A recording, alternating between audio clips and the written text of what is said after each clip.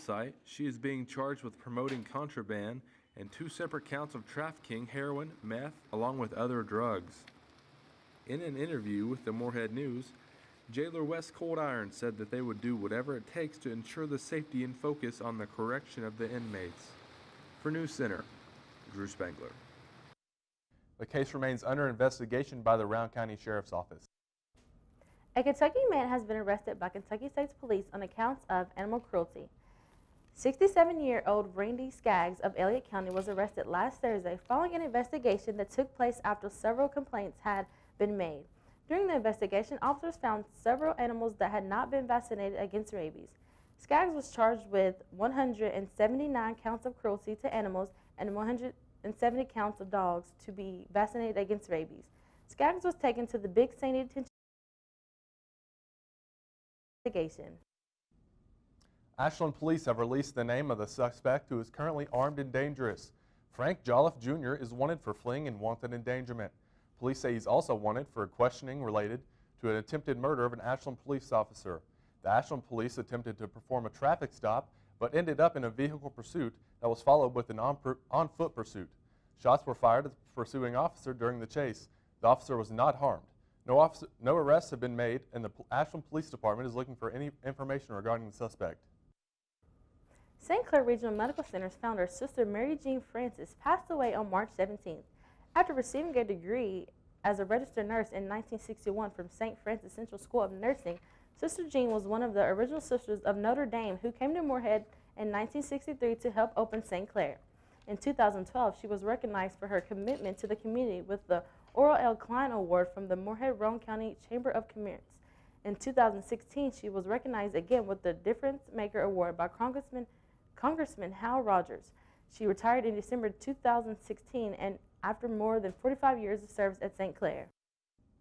A revamp of the state workers' compensation system for Kentucky workers injured on the job received a final passage in the Kentucky House. House Bill 2, sponsored by Representative Adam Coing, passed by a vote of 55 to 39 on Tuesday. The bill was filed in response to the 2017 Kentucky Supreme Court ruling in Parker v. Webster Coal, a ruling which declared that the state workers' compensation system's practice of terminating workers' comp income benefits once an injured worker qualified for normal Social Security retirement benefits. Under House Bill 2, workers' compensation medical benefits would have to be paid to a certain permanently partially disabled worker beyond 15 years if the state administrative law judge deems the benefits medically necessary. The bill would also add to the list of injuries for which benefits would be paid as long as there is a disability, among other provisions. House Bill 2 now awaits the governor's approval.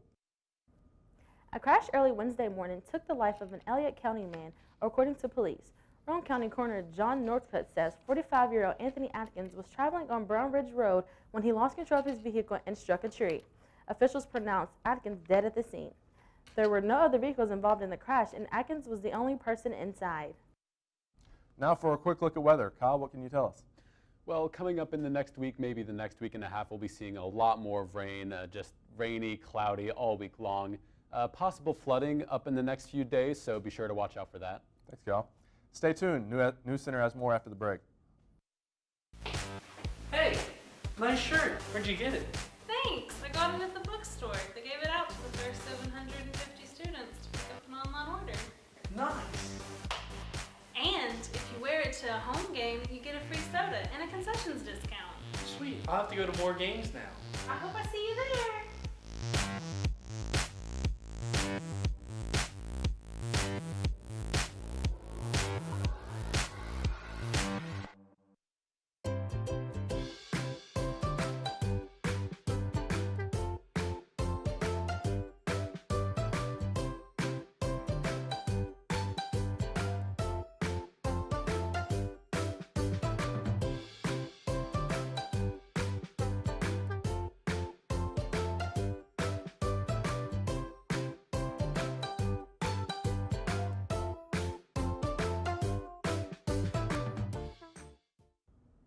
21-year-old Justin Graham, a former star athlete at Roane County Senior High School, has been battling acute myeloid leukemia for more than a year.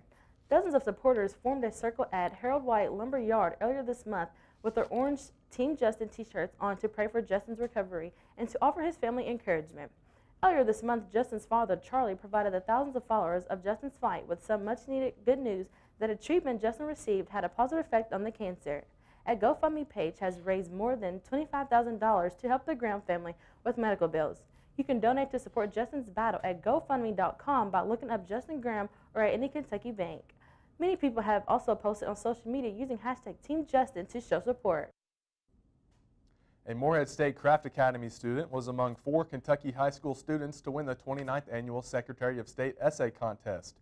Craft Academy's Victoria Kelly Brunson of Somerset was honored when Kentucky Secretary of State Allison Lundergan Grimes recognized the 4 students at the ceremony at Rupp Arena during the Kentucky High School Basketball Sweet 16. Created in 1988, the Secretary of State Essay Contest serves to inspire students to be more active and informed students with an emphasis on election-based issues. Each winner received a $1,000 cash scholarship. A 34-year-old veteran Morehead State University professor of government has received the Distinguished Political Scientist Award at the annual meeting of the Kentucky Political Science Association. Dr. Williamson Green is one of only 17 Kentucky political science faculty to receive the honor since its creation in 1987. He has also received MSU's Distinguished Teaching Award, Distinguished Research Award, and Internship Faculty of the Year Award for his recruitment and preparation of 66 MSU students who have participated in the 5-week Canadian Preliminary Internship Program. His publications include 4 books, 5 book chapters, 25 journal articles, and 44 encyclopedia essays. MSU President Jay Morgan and the Provost Search Committee unanimously decided to suspend the search and re-advertise the position in September. Currently, Provost Dr. Steve Ralston announced his retirement in December of 2017, and the search committee began screening candidates last month in hopes to announce a new provost before Ralston's retirement. Prior to the suspension of the search, MSU was seeking applicants with a doctorate degree, leadership experience, and a strong personal commitment to academic quality for the campus community. According to the search committee calendar, committee members met with qualified applicants at the end of February before sending their recommendations to President Morgan. Coming this summer, Morehead City Park will be the home of a new, exciting wet future. Nick Oliver explains. The city of Morehead has been poolless for nearly 5 years, all thanks to an erosion problem that caused the former Woodrow Barber City Pool to close. It's been a step back for us, to say the least. David Morris, the recreation director, says those waterless days are over, all thanks to City Council's approval of a $600,000 project. Park officials say before this was a big empty patch of grass, it was the community's only pool. But now, they've come up with this plan, a splash pad on newly purchased land. And they say if everything goes as planned, it would open by July of 2018. We have a large group of citizens here that utilize our recreation facilities. Since we had to close the pool, we've seen the dire need of being able to replace that because we dropped off about 300 patrons a day utilizing our facilities by losing the pool. He says the new fixture also comes with ease of maintenance that your everyday pools don't have. They don't require a lifeguard. There's not standing water per se to where you have to worry about someone drowning. He says his team has looked at many other communities for guidance. Shelbyville, been to Georgetown, been to Versailles, been to another one in Lexington. And all of City Council agrees. This is a project they say cannot get here soon enough. It just goes to show you whenever you have a city and county government and tourism, all 3 entities working together, that's what enables us to be able to prosper and grow into the future. For NewsCenter, I'm Nick Oliver. Thanks, Nick. Officials say that college students will also be welcome to the splash pad. Just for our weather update. Tired of playing video games by yourself? King me. Don't have any friends to play board games with? Or any friends at all?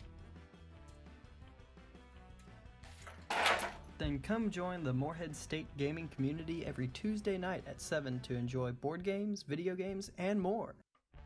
Hosted on the 2nd floor of the Camden Carroll Library.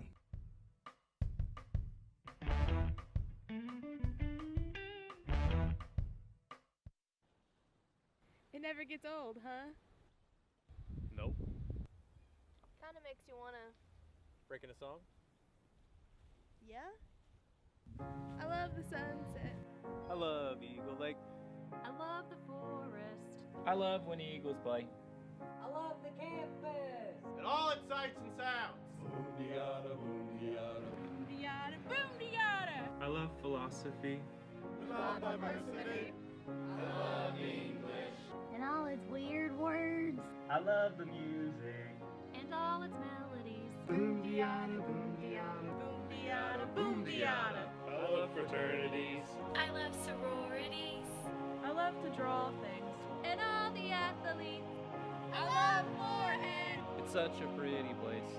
Boom-de-yada, boom-de-yada, boom-de-yada, boom-de-yada, boom-de-yada, boom-de-yada, boom-de-yada. What are your strengths, weaknesses, any prior work experience? Strengths, I'm really desperate and need this job. Weaknesses, I don't really have any that I know, but I've been told I'm an excellent juggler. He should have gone to the suit bank. Career Services, now located on the ground floor of the library, has free professional attire available in the suit bank. They're open Monday through Friday, 8 till 4:30. Stop by and get the right attire to ace your next interview. Hope to see you soon.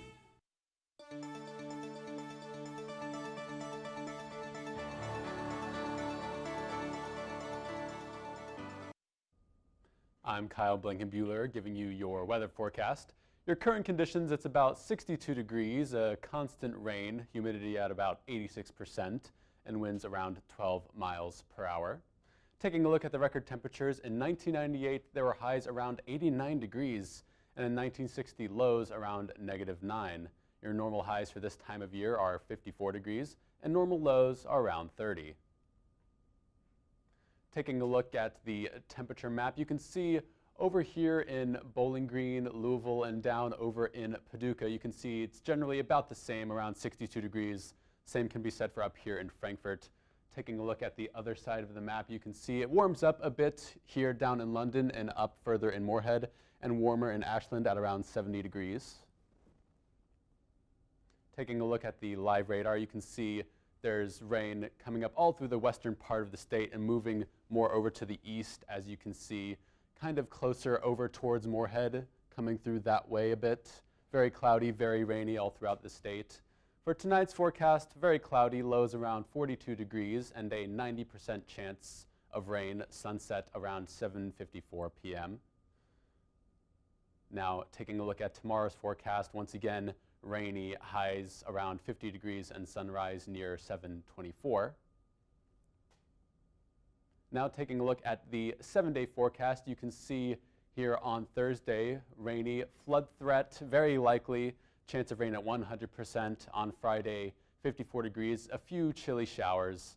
On Saturday, warming up just a little at 59 degrees, and then on Sunday, dropping back down into 48.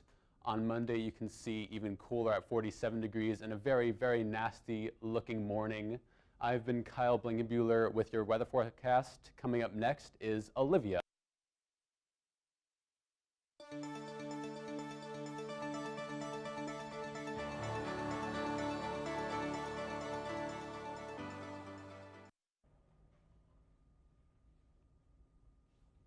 Moorhead State Baseball had more OVC play this past weekend against the Eastern Kentucky Colonels, where they fell short twice in a 3-game series. Friday evening during Game 1, the Eagles started out good, capitalizing several runs in the second and third innings, but did not have the same energy toward the end of the game, 10-4. In Day 2, the Eagles rebounded off the first lose with a 10-2 win for Game 2, moving them to 5-3 in the OVC Conference League. Senior Braxton Morris helped tremendously by extending his team best hitting streak to 19 games and his reach base streak to 25 games. Continuing on to Game 3, the Eagles fell short again 4-3, planting those runs in the third inning with 3 walks and a hit baseman. The Eagles had some runners on base in the 8th and the 9th innings, but could not bring them in for a score before the game was called. Earlier this week, on Tuesday, the Eagles took on the Ohio Bobcats at Allen Field. After a slow start and trailing 7-2 in the third innings, the Eagles made a comeback bid and sparked some good stats for the books. Third baseman freshman Bryce Henser ripped a 1-out, 2-run walk-off single in the bottom of the 10th, bringing the runs in. Also, closer pitcher Dom Masulo struck 5 out of 6 batters to put a stop to the Bobcats. The Eagles' record now moves to 15-11 overall. Up next, Morehead Baseball will play Kansas State for a 3-game series this upcoming weekend.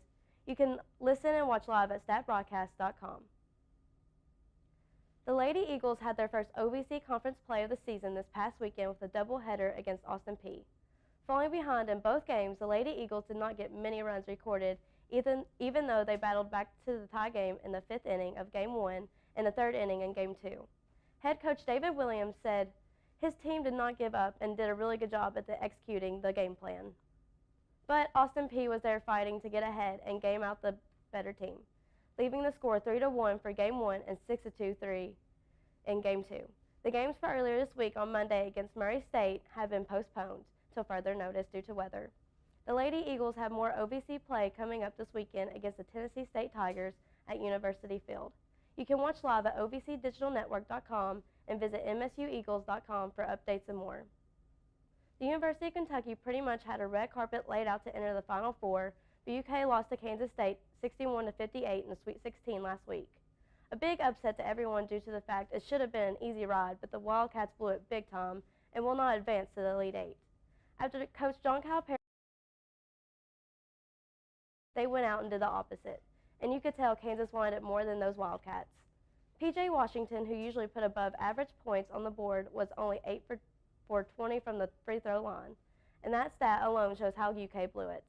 That puts Kentucky out of the NCAA tournament and sends them back home sobbing over their upset loss, with Calipari taking responsibility from it as well. After being tabbed a preseason All-American, Braxton Morris has been playing a huge role in his senior season for Morehead State baseball. Miranda Crockett got the chance to talk to the senior about how he has worked towards his success. My name is Braxton Morris. I'm from Albertville, Alabama. I play second base on the Morehead State baseball team. I first started playing baseball when I was about 5 years old. I really enjoyed it. I really enjoy all sports, basketball and football as well. So I've just come to love competition and being able to compete. It's a long story, but eventually, I decided that I wanted to stick with baseball, and I got the opportunity to come here and play, and I thought it was, a good chance to, go and do something new and experience something and kind of challenge myself. And I love the atmosphere that we have here. It's a winning tradition, and that's what I love to be a part of. Winning is my #1 thing. I love competing, I love to win, and I enjoy doing it with these guys every single day. A lot of it goes into, the guys around me and, what they're able to do. Just kind of, everybody's picking each other up. I mean, like tonight, we had a freshman step up big. I think it's just everybody, stepping up, giving me the confidence in them and confidence in myself to go out there and do what I love to do. It started out just, kind of being a guy, a freshman that just needed to help the team out as much as I can in any way possible. It's kind of evolved into where I'm more of a leader this year, along with, my other seniors, and just kind of setting the tone for, every day that we come out here and wanting to, be a good example and, show that we want to compete every day, and hopefully I exemplify that. We'll be right back after the break.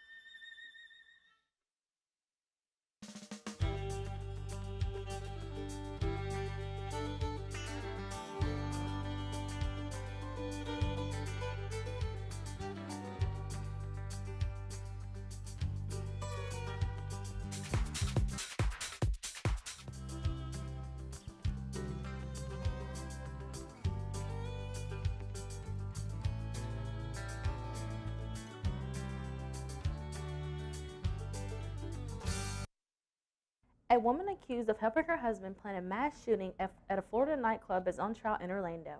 Norah Salmon is charged with obstruction and providing material support to a terrorist organization. Salmon is accused of helping her husband, Omar Mayton, in his attack on the Pulse nightclub that left 49 people dead back in June of 2016. Mayton was later killed by officers. Prosecutors say that Mayton intended to attack Disney World's shopping and entertainment complex but changed his target once being scared off by police. The wall President Donald Trump has promised Americans is now in the works. Trump has stated that he is floating around the idea of using the military budget to pay for the wall, which will be covered with the border of Mexico. Trump brought up the idea with House Paul Ryan last week, and the idea to use a military budget comes from the wall being based around national defense. Trump threatened to veto the omnibus spending bill that was proposed last week because the $25 billion budget for the wall wasn't included. Facebook CEO Mark Zuckerberg plans to testify before Congress in order to make a case for Facebook's privacy practices in this coming week. Zuckerberg has been facing pressure to testify, stating in a CNN interview last week that he'd be happy to testify but hasn't appeared to commit. Facebook has been facing claims that it is using a data mining firm to get information from its issues to help influence elections. This data mining is thought to be affecting tens of millions of Facebook users, and this scandal has led to Facebook giving its privacy tools a change in order to combat the criticism. Uber says they have suspended all of their self-driving vehicles after one of their vehicles was responsible for killing an Arizona woman. Police in Phoenix suburbs say the SUV struck a 49-year-old woman, Elaine Hertzberg, while she was walking on the outside of the crosswalk.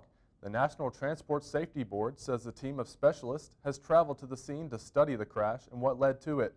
Self-driving vehicles have been in Phoenix for months, and this is the first accident reported. Self-driving vehicles have also been driving in Toronto, Pittsburgh, and San Francisco. Uber expressed deep condolences to the victim's family and say that they are working with authorities during the investigation. Although spring break is over for us here at Morehead State, it's not over for everyone, and that means gas prices continue to be on the rise. According to GasBuddy.com, the national average of gas prices rose by nearly 25 cents.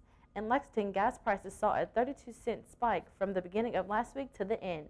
Although the Bluegrass has seen a significant rise, Kentucky still sits under the national average at $2.62 a gallon. Experts say as we get closer to summer break, those prices are expected to rise even more. 2 firefighters were killed while responding to a triple fatality highway crash in West Virginia late last week, and 2 other firefighters remain in the hospital.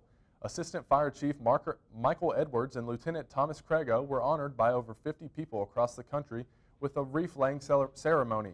Edwards and Crego and 3 other firefighters of the Pratt Volunteer Fire Department were heading towards a wreck when their fire truck went off the road into a ditch, colliding with a rock wall. Currently, the crash is under investigation to identify the cause. Crego was a 15-year member of the department, and Edwards had given 25 years of his service. The Morehead State Office of Human Resources and Payroll is hosting a 5K run on Saturday. The proceeds will benefit Rowan County's Middle School Backpack for Kids program. Registration is at 9 a.m. at the Academic Athletics Center parking lot. The run begins at 9:30. The cost is $5 per person to enter. Everyone who participates will receive a free t-shirt. Organizers are accepting donations of granola bars, ramen noodles, fruit snacks, macaroni and cheese cups, and Pop-Tarts. Don't go anywhere. NewsCenter has more news after this quick break.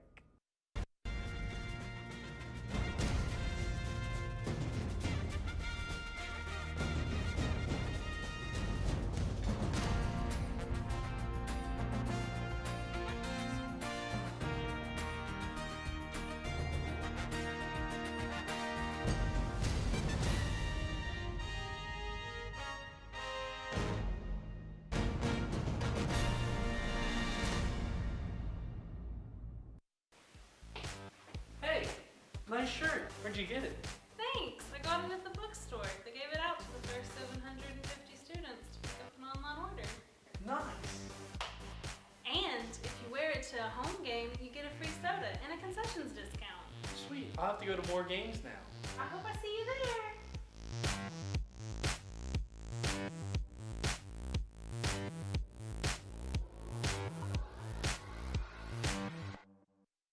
On Tuesday, Button Auditorium will host the students and drag queens alike as the annual drag show kicked off.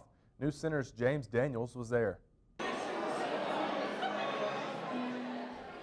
The drag show is one of the most anticipated events for the LGBT community. Even more so this semester as RuPaul's Fifi O'Hara and Jiggly Calentine joined in. The event was hosted by Spectrum, and I spoke with one of the representatives about the organization and the event. We do the drag show every semester. It's never been this big before, obviously. I've only been on the about a year for Spectrum, and Spectrum is the LGBT activist group on campus. We try to do as much as we can.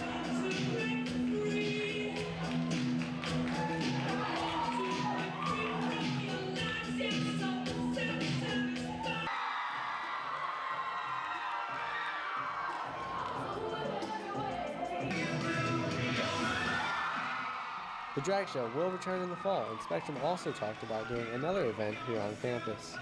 Well, we only do one a semester, but we've always thought about doing a pop-up drag show on campus where like nobody would know about it, and it wouldn't be like admission or anything. It would just pop up in the middle of campus, like to get like everyone to look, because only certain demographics come here. But the actual drag show is once a semester. In the spring, it's always in March, and in the fall, it's always in October. We try to go for like a spooky Halloween theme in the fall, and we always pick a different theme for the spring. With NewsCenter, I'm James Daniels. One of Moorhead's favorite restaurants has opened its doors for customers this season. Pop's Southern Style Barbecue opened last week for customers and will serve everyone happily until they close up later this year for winter. Pop's is a local hot spot and is located on Highway 800 and one right at the four-way stop in Farmers. Now on to a jaw-dropping story. A Louisiana couple decided to do a gender reveal of their baby. However, the way they did it was quite different. Take a look.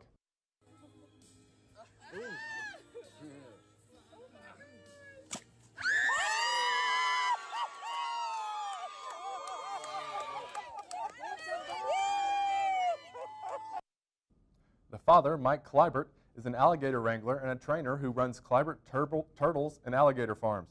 The alligator is seen in the video bit into a watermelon filled with a blue liquid to indicate the baby's gender is a male. Exciting gender reveals have been a fairly recent trend. That's all the news we have for this week. Make sure to tune in next week to keep updated on the latest stories. As always, thanks for watching and good night. Thank